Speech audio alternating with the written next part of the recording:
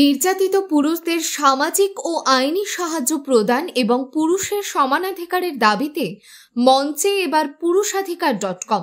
Doctor তিলোত্তমার বিচারের দাবিতে সারা পৃথিবী উত্তাল হয়েছে, কিন্তু দিলীপ ঘোষের স্ত্রী রিঙ্কু মজুমদারের ছেলে সৃঞ্জয়ের সন্দেহজনক মৃত্যুতে সমাজ কেন অদ্ভুতভাবে চুপ? এই প্রসঙ্গে প্রশ্ন তুলল পুরুষের সমানাধিকারের পক্ষে আওয়াজ তোলা পুরুষাধিকার.com নামের একটি সর্বভারতীয় সামাজিক সংগঠন। নমস্কার, আমি যাজ্ঞসেনী। আমি পুরুষাধিকার.com এর একজন সদস্য, অ্যাক্টিভ মেম্বার। আজকে আমি একটা কথা বলতে চাই, সেটা হলো 498 এই ধারাটা আমাদের বিচার ব্যবস্থার একটা বিচার পদ্ধতি। তো এই পদ্ধতিতে যখন একটি নারী বিচারিতার মধ্যে পড়ে, বিপদে পড়ে বা অত্যাচারিত হয়, তখন পুরুষের পরিবারকে অর্থাৎ তার স্বামীর পরিবারকে এই 498 এর মাধ্যমে শাস্তি দেওয়া হয়। যদি একটি পুরুষ সমানভাবে একটি নারীর তরফ থেকে এই সেম ভাবে অত্যাচারিত হয়, বিচারিতার মুখে পড়ে, তাহলে কেন বিচার ব্যবস্থা এর বিচার করবে না? নারী পুরুষের বিভেদ এই জায়গাটায় যে রয়েছে, আমরা বিচার ব্যবস্থাকে চোখে আঙ্গুল দিয়ে দেখাতে চাই যে এই জায়গাটায় কিন্তু বদলের প্রয়োজন আছে। ভারতীয় সংবিধানে নারী পুরুষের সমানাধিকার নেই বা অত্যাচারিত পুরুষ এই সমাজে যথাযোগ্য বিচার পায় না, এই অভিযোগ বহুদিনের। নির্যাতিত পুরুষদের নিয়ে অল বেঙ্গল মেন্স ফোরাম দীর্ঘদিন ধরে কাজ করছে, কিন্তু এবার সর্বভারতীয় স্তরে নির্যাতিত নিপীড়িত পুরুষদের সমস্ত রকম সামাজিক ও আইনি সাহায্য করতে এবং পুরুষের সমানাধিকারের দাবিতে দেশব্যাপী প্রচার করতে পুরুষাধিকার.com নামের স্বেচ্ছাসেবী সংগঠন আত্মপ্রকাশ করল। মর্দ কো ভি দর্দ হোতা হ্যায়, এইরূপ কোটেশন এবং স্বেচ্ছাসেবীদের কন্ট্যাক্ট নম্বর দিয়ে গণমাধ্যমে রীতিমতো প্রচার করে নির্যাতিত পুরুষদের যোগাযোগ করার পরামর্শ দিল সংগঠনের সদস্য। নমস্কার, আমি অনামিকা। নমস্কার, আমি মৌমিতা। নমস্কার, আমি যাজ্ঞসেনী। পুরুষাধিকার.com এর আমরা সহযোদ্ধা। ডক্টর তিলোত্তমার মৃত্যুতে সমগ্র বিশ্ব আমরা আলোড়িত হয়েছিলাম। আমরাও তার জন্য, তার জাস্টিসের জন্য লড়েছি, আজও লড়ছি। কিন্তু তারই সাথে সম্প্রতি ঘটে যাওয়া আরো একটি আকস্মিক মৃত্যু, দিলীপ ঘোষের সদ্য বিবাহিত স্ত্রী রিঙ্কু ঘোষের পুত্র সৃঞ্জয় দাশগুপ্তের আকস্মিক মৃত্যুতে আমরা শোকাহত। কিন্তু সমাজ আশ্চর্যজনকভাবে চুপ। কিন্তু কেন এই চুপ? এই কারণটা হয়তো চুপ থাকার বিশেষভাবে নারী পুরুষের মধ্যে বিভেদ।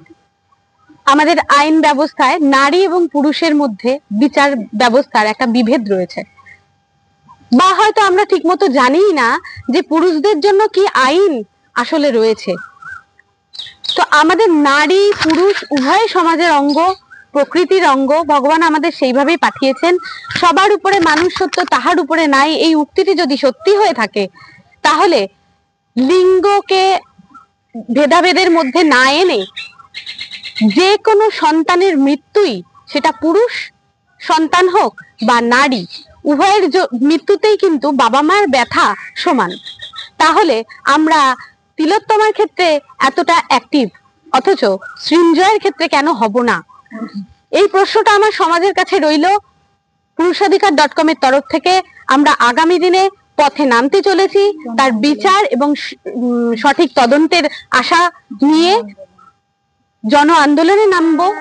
আমরা আপনাদেরকেও আমাদের সাথে এবং আমাদের পাশে সমানভাবে চাইছি। আজকে দিলীপ ঘোষের স্ত্রী রিঙ্কু মজুমদারের ছেলে প্রীতম দাশগুপ্তর এই রহস্যজনক মৃত্যুর আমরা সঠিক বিচার চাই। We want justice for all human being. সবচেয়ে তাৎপর্যপূর্ণ বিষয় হলো, এই সংগঠনের কোর কমিটির সকল সদস্য কিন্তু নারী।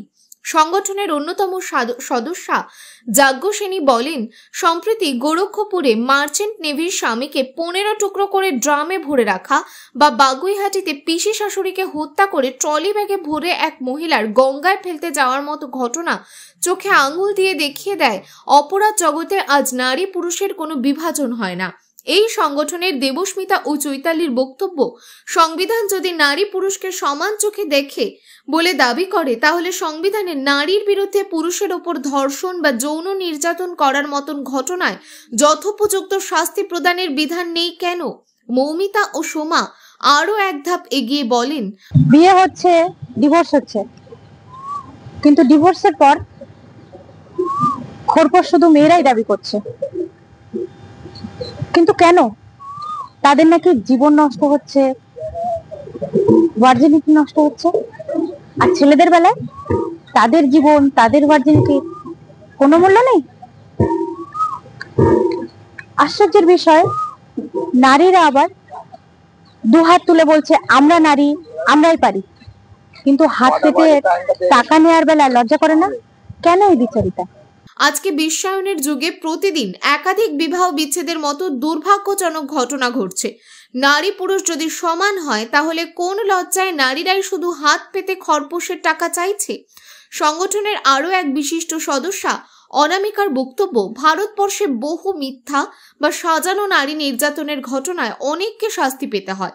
বিবাহ বিচ্ছেদের পর জীবন বা ভার্জিনিটি নষ্টের কারণে যদি খোরপোশ দাবি করা হয়, তাহলে প্রশ্ন ওঠে, পুরুষদের কি জীবন বা ভার্জিনিটি নেই? বিবাহ বিচ্ছেদের টাকা হাতে পেতে চেয়ে আমরা মহিলারাই কি নিজেদেরকে সমাজের চোখে পণ্য করে তুলছি না?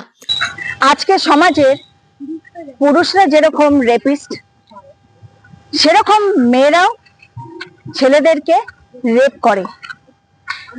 আমাদের সমাজ অদ্ভুতভাবে এটা মেনে নিতেই পারে না কি মেয়েরাও রেপিস্ট হতে পারে। আমি মৌমিতা পুরুষাধিকার.com এর থেকে আপনাদের সামনে এটা ধরে তুলতে চলেছি যে ছেলেদের জন্য সঠিক এবং ন্যায়ের জন্য আমরা আছি। পোস্টার, ব্যানার ও গণমাধ্যমে নিজেদের ফোন নম্বর দিয়ে ইতিমধ্যেই কাজ শুরু করেছেন যাজ্ঞসেনী, দেবস্মিতা, চৈতালি, মৌমিতা, সোমা এবং অনামিকার মতো পুরুষাধিকার.com এর সদস্যরা। তাদের এই আন্তরিক প্রয়াস আগামী দিনে ভারতীয় সমাজ ও বিচার ব্যবস্থায় একটি দৃষ্টান্তমূলক পদক্ষেপ হতে চলেছে, সেই বিষয়ে কোনো সন্দেহই নেই।